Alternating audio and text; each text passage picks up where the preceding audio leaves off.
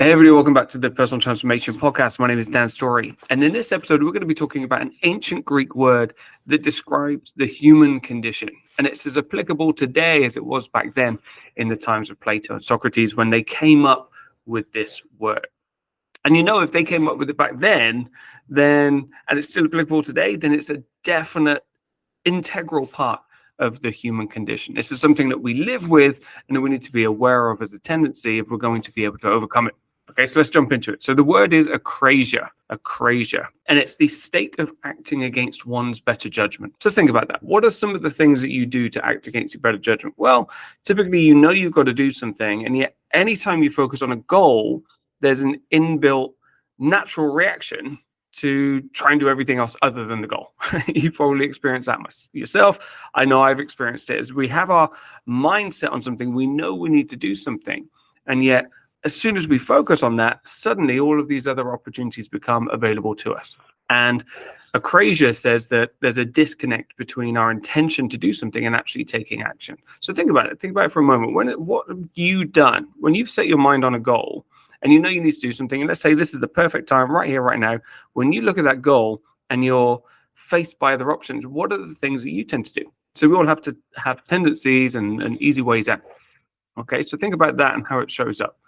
But really, it's a phenomenon that involves knowing the right course of action. So we know what we need to do, but we don't follow through. And that might be for, say, temptation, procrastination, emotional impulses. Maybe we're just scared of what the outcome could be.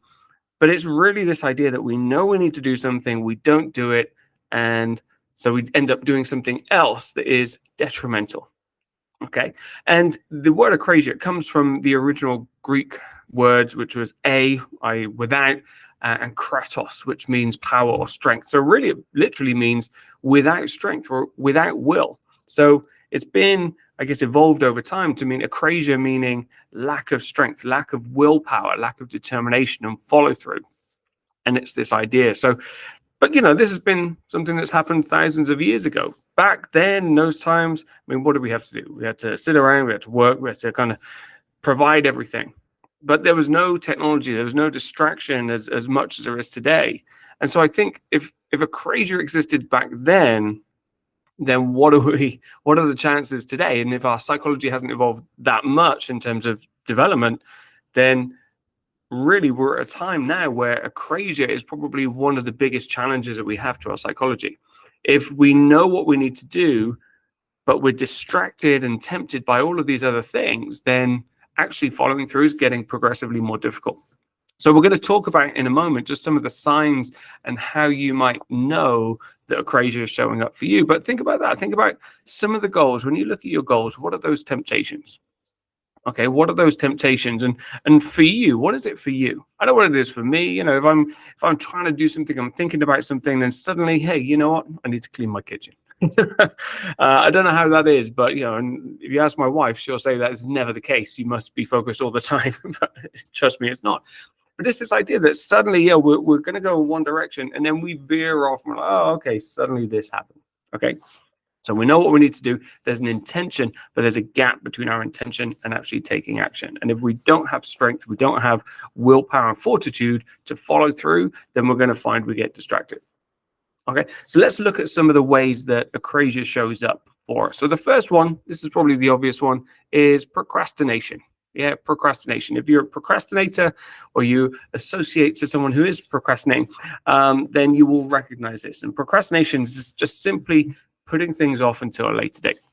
So again, we have an intention, we know we need to do it. Let's kind of push it down the line. And what that does, it takes the tension off, right? If you know you need to do something, there's an inbuilt tension, there's action, we need to do something.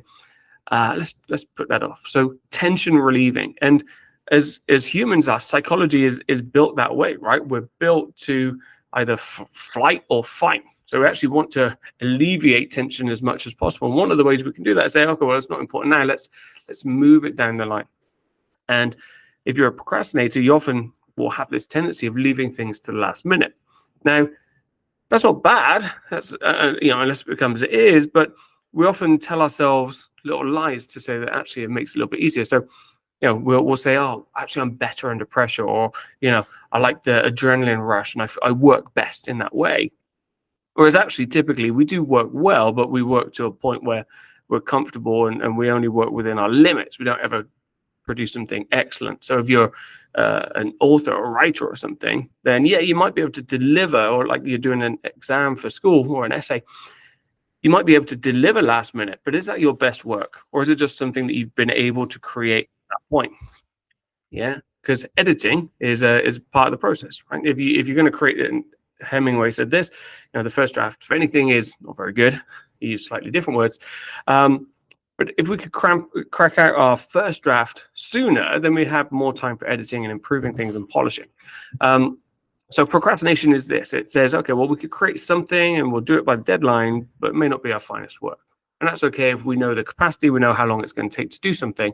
But if we don't know how long it's going to take, then procrastination, simply putting something off, is not a good way of approaching a situation. Okay, so again, akrasia, thinking that we're doing things that are detrimental to our behavior, even though we need to do something. Procrastination is one of the ways that shows up.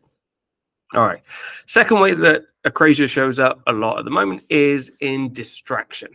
Okay, so again, we've got the goal, we're focused on something, and I'm going to do it, but let me first check my emails. Yeah. And, we need to check emails. We need to stay informed. What if that important things come in and, blah, blah, blah, blah. We can do that. We can quite easily justify that checking email isn't a distraction. But again, we know that we're very bad at multitasking. We know that anytime we take ourselves off track, it actually takes time to get back into the zone and focused on what we want to focus on. So anytime we say, okay, well, I'm going to just quickly turn my attention over there, even if you think it's just a few seconds, just to check on something, that few seconds actually takes a lot of energy and focus out of your performance. And that's just checking email. That's just checking email.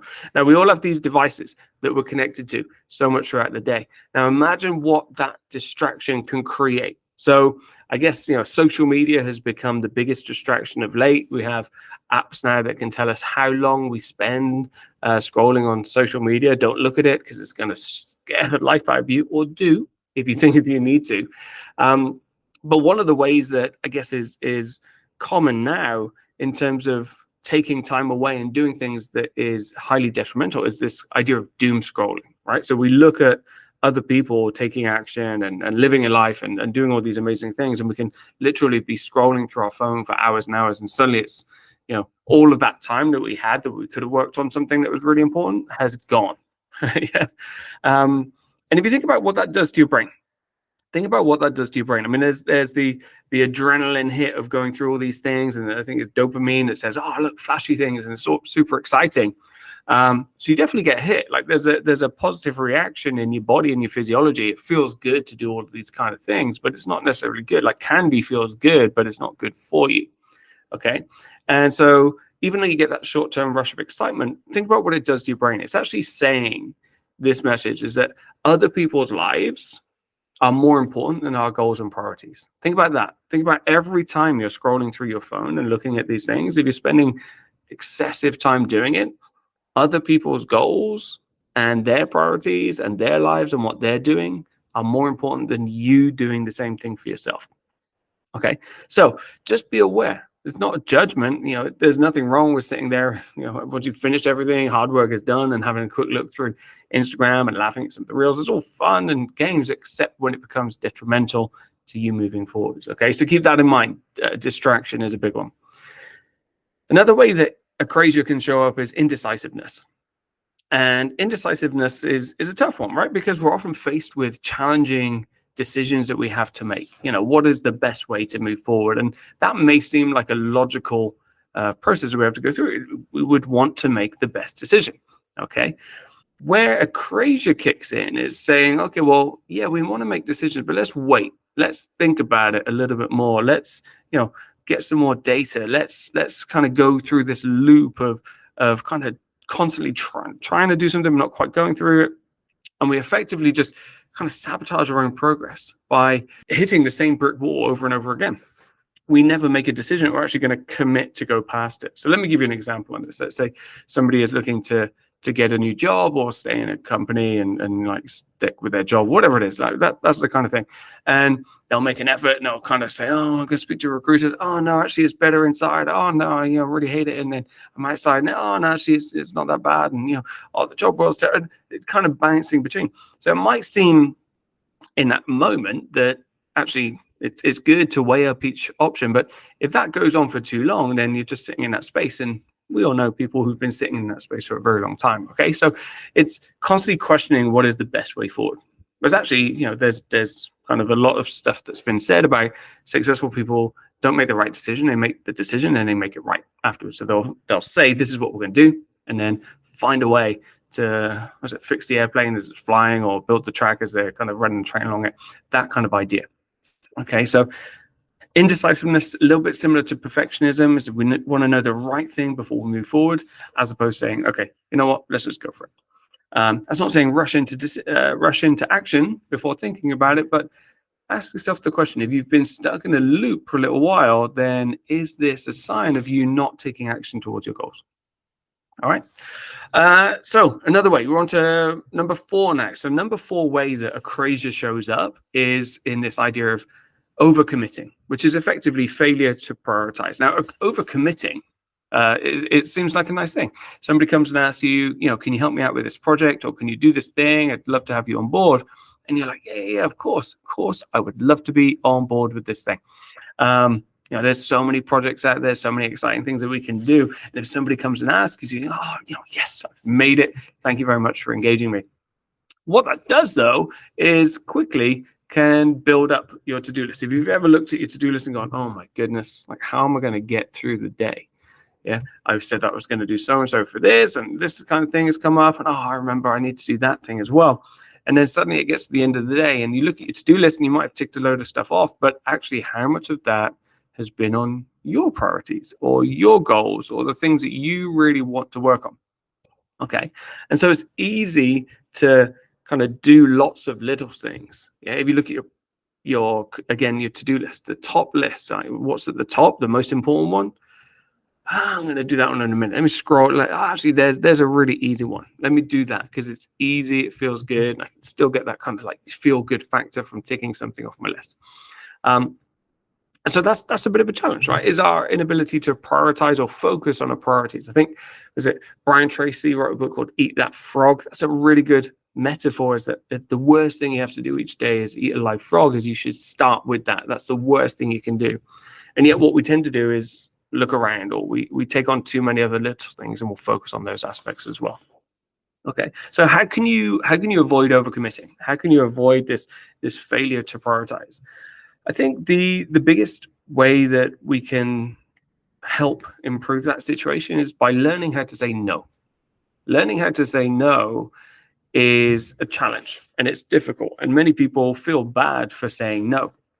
If you're a salesperson, you would assume that everybody feels good saying no. That's why we hear it so often. But for the majority of us, actually saying no is not a pleasant experience. If somebody comes and asks you, there's somebody that's reaching out and asking for help, it's difficult to say no to somebody asking for help. All right. Except that's what a lot of people do by default. Say, oh, can you help me with this? And so by you taking on the responsibility, that's not helping them necessarily. It's just alleviating the burden and allowing them to tension alleviate, which we've already talked about is our primary driving factor for psychology, is to make things easier. All right, so just be aware of that. So we need to learn how to say no. And saying no is not about just declining offers. It's about saying, okay, well, actually, yeah, what am I going to say yes to? By saying no more, it allows us to say yes to things that are higher up our priority list. So think about that. No is not a decline. You're not going to miss out on anything. It's actually an investment in the things that you really want to say yes to. Okay. So one of the ways, the fourth way that akrasia shows up is by taking on too much and stopping our progress in our main areas as well. And then the last one, I guess, is, avoiding the personal development opportunity. So if we're trying to work on our goals, there's going to be plenty of opportunities for us to grow and improve. Okay. You could do training, you could take on a course, you could do something that's going to help you move towards that goal. It might not be direct action, but it's going to be supporting action that unlocks doors and things that you can go on and do later on down the line. Okay. So people don't turn up to training. They don't go and do things. One of the key areas for this, probably the most obvious one, is in health and wellness. Is people know they need to go to the gym or do some exercise or eat healthier, lose some weight, something along those lines. And yet it's very easy to put that off. It's easy to put, oh, I don't have time today, or I'm feeling tired, and all of those aspects. And so we put it off. And you know what happens if we put it off by one day? Absolutely nothing. Nothing happens at all. Yeah, we don't, nothing bad goes wrong. Not on a visible level, like underneath, yeah, it's tiny little change. And then tomorrow is a tiny little change. And effectively, if you do that for a year or 2 years or 10 years or whatever, then eventually something's going to come knocking at the door and say, hey, that stuff that you avoided 10 years ago? Yeah, you should have probably started on it then, because now I'm coming to get you. All right. And that's going to be super visible and easy to imagine in a health and wellness space. But think about your career. Think about your career. If you were to take a training course or start a training course today, where could you be in 10 years' time? Where could you be in a few years? How would doing something like that that's positive unlock doors in the future? Instead, we'll end up at that door in 3 years' time, 4 years' time, knock on the door and say, oh, well, you needed this back then. So this is what we tend to do. Is we know we've got a goal. We know we're looking at something. We have an intention to do something, and yet we get distracted or we don't do the things that we need to do. So this idea of akrasia is this weakness of will, this weakness of following through, and it's this gap between intention and action. So what do we need to do about it? So first of all, number one, recognize that this is part of the human condition. Again, like I said, if the Greeks had a word for this, the ancient Greeks had a word for this, and it's still at present today, then it's something that we all have to live with. Okay, so there's an inbuilt tendency in our psychology to have a goal and then to immediately face distraction or temptation or the opportunity to be pulled off track. So number one, be aware that this is part of the condition, like that we are human. Number two is recognize your own tendencies. What does your brain do when you want to focus on something? How does it react? Okay. Now, for some, like I said earlier, maybe tidy the kitchen. For some of us, it might be turn to our mobile phone. Some, it could be going to the fridge, opening the fridge. Could be getting another coffee. You've had 3 coffees already. It's only 9 o'clock. Why not get another coffee? There's so many different ways that we can pull ourselves or distract ourselves from what is on track. And our job, I guess, as humans, is to live with that tension. Because here's the one thing. If a goal is important to you, and you focus on that goal, you're going to experience two feelings, right? There's going to be one of excitement and optimism at achieving that goal. It wouldn't be a goal for you if you weren't excited about it, all right? Thinking about that thing, yes, I can do it. At the same time, there's an opposing force, which is all of the fear and doubt and temptation that says, yeah, but, okay? And I've got to recognize this is going to happen. And if we let that kind of negative voice get louder and stronger, then that's going to be the one that pulls us off track. And we need to stay focused on the goal and stay focused there. But recognize that both of these feelings are going to exist. So what does that mean? It means feelings are irrelevant to a large extent. It's not that they're not important, but it's not that they're relevant to choosing action. Okay, so allow your body to experience the emotions, allow your feelings to feel the things you can do, and then choose your action regardless. Okay, so let's go ahead. So you got that big goal, don't feel like doing it, you're not motivated, do something anyway. Yeah, motivation comes after the action. For many people, is that we may not feel motivated, but we're going to go and do it anyway. And actually that taking action piece leads us to more motivation. And every time we made that tiny little commitment towards our goal, we're able to strengthen. And again, remember, akrasia means without strength. Okay, every time we take action, regardless of our feelings, is we strengthen that commitment to ourselves and to our identity that this goal is important, and we start to rewire our psychology to make that step even easier next time. Okay, so interesting focus on this word akrasia. Recognize how it shows up for you. Understand that it's part of the human condition, and be aware of the emotions that are going on inside, but then have the strength of will, the strength of fortitude, of courage, and the psychology to focus on your goals and take action anyway. So I hope this has been useful. We're all burdened by this. So don't give yourself such a hard time, but let's take action in the right direction anyway. Okay, I'll see you on the next episode.